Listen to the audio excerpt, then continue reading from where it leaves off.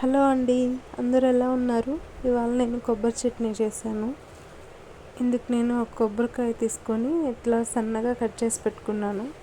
కడాయి heat అయ్యాక 2 table spoon of oil add చేసుకోండి.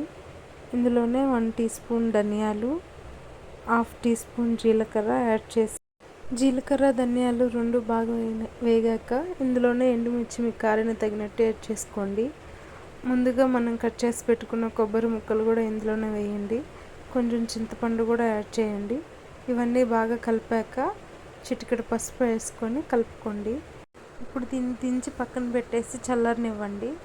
చల్లారాక ఇదంతా మిక్సీ ట్రాన్స్ఫర్ చేసుకోండి. 4 వెల్లుల్లిపాయలు ఇట్లా పొక్కు తీసేసి దాంట్లోనే టేస్ట్కి తగినంత ఉప్పు వేసుకొని ఫైన్గా ఇట్లా పేస్ట్లా చేసి పెట్టుకోండి. ఇందులోకి ఇంకా పోపు పెట్టుకోవాలి మనం. ఇందుకు మళ్ళీ పొయ్యి మీద కడాయి పెట్టి హీట్ అయ్యాక 1 టేబుల్ స్పూన్ ఆయిల్ వేసుకొని పోపు దినుసులన్నీ ఇందులో యాడ్ చేయండి.